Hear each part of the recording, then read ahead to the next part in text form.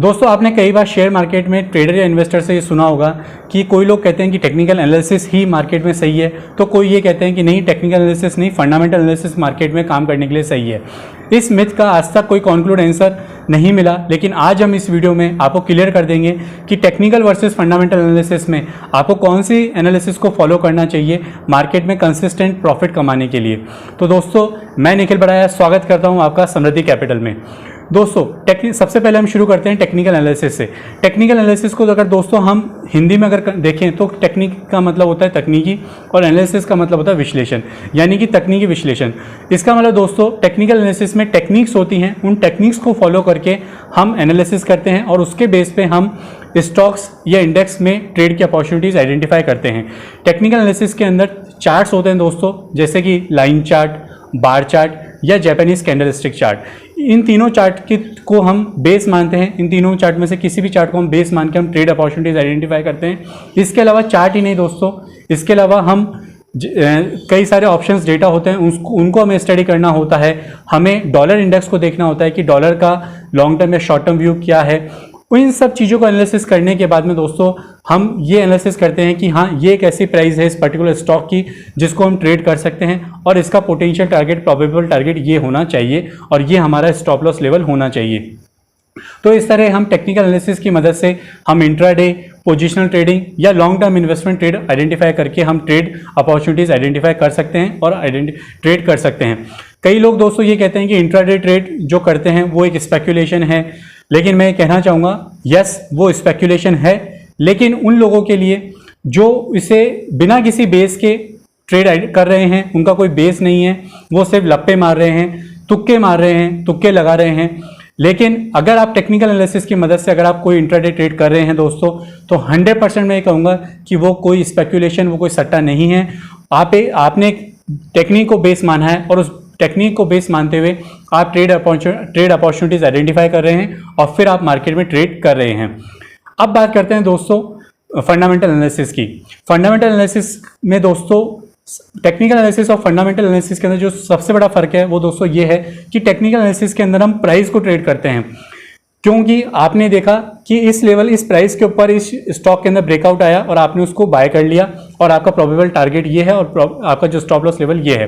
लेकिन fundamental analysis के अंदर दोस्तों आप बिजनेस में एक पार्टनर, बिजनेस में एज ए शेयर होल्डर आप इन्वेस्टमेंट करते हो। आप ये देखते हो कि अगर मैं इस बिजनेस के अंदर पैसा लगा रहा हूँ तो ये बिजनेस कैसा है, इस बिजनेस में पैसा लगाना क्या मेरे लिए प्रॉफिटेबल है, ये बिजनेस कंपनी किस प्रोडक्ट में काम कर रही है, उसका कॉम्पिटिटिव एडवांटेज मोट क्या है, कंपनी का कॉर्पोरेट गवर्नेंस स्ट्रक्चर क्या है, कंपनी का मार्केट पेनिट्रेशन, प्रोडक्ट पेनिट्रेशन क्या है। ऐसे बहुत सारे दोस्तों 40 से 50 क्वेश्चंस को आइडेंटिफाई करने के बाद में, उनके आंसर लेने के बाद में आप ये डिसाइड करते हो कि हाँ, हमें इस बिजनेस में पैसा लगाना चाहिए या नहीं।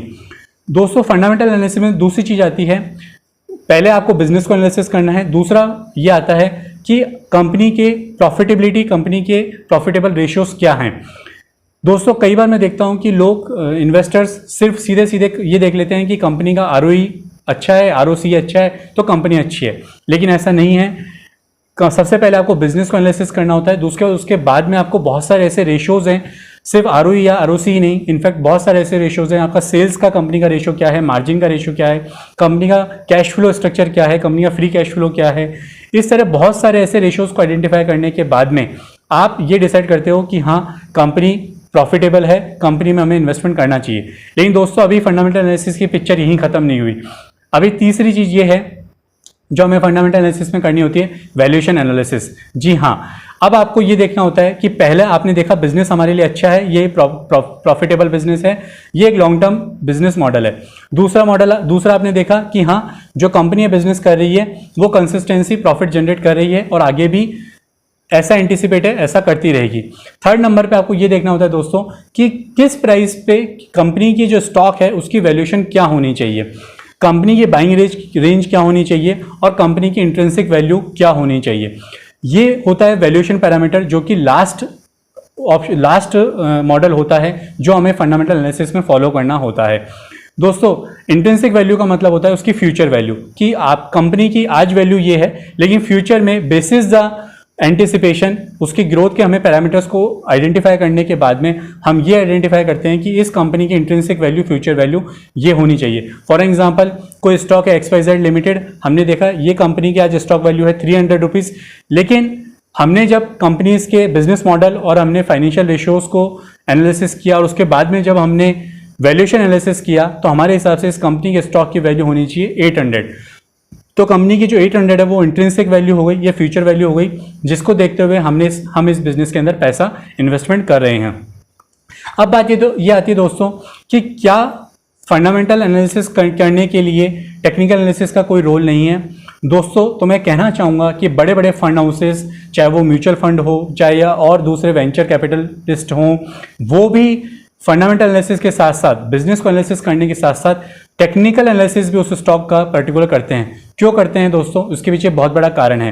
टेक्निकल एनालिसिस की मदद से दोस्तों आप ये जान सकते हैं कि कंपनी का स्टॉक का जो बाइंग लेवल है, बाइंग सपोर्ट जोन है, वो ये होना चाहिए और यहाँ पे हमें पैसा इन्वेस्टमेंट कंपनी में करना चाहिए।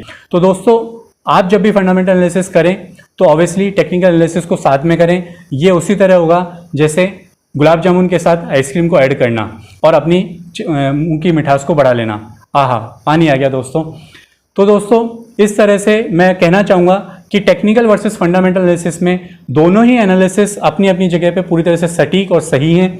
हाँ, अगर आप इंट्राडे या शॉर्ट टर्म पोजिशनल ट्रेडर हैं तो आप टेक्निकल एनालिसिस को फॉलो करें। थोड़ा सा अगर आप लॉन्ग टर्म व्यू, 1 साल तक का भी अगर आप व्यू रखते हैं तो भी आप टेक्निकल एनालिसिस को फॉलो करें।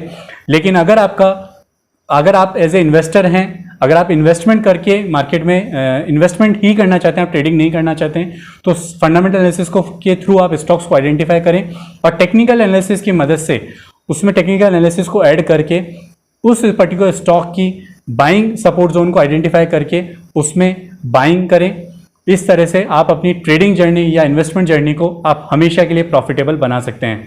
तो आशा करता हूं दोस्तों आज आपको इस मिथ का पूरी तरह से सॉल्यूशन मिल गया होगा कि कौन सी स्ट्रेटेजी को आपको फॉलो करना चाहिए। हकीकत यह है कि दोनों स्ट्रेटेजी अपनी जगह पूरी तरह से सही है और सटीक हैं। डिपेंड आपके ऊपर करता है। आपको ये आइडेंटिफाई करना है कि आपका नेचर क्या है, आप एज ए ट्रेडर इस मार्केट में हैं या एज ए इन्वेस्टर इस मार्केट में हैं।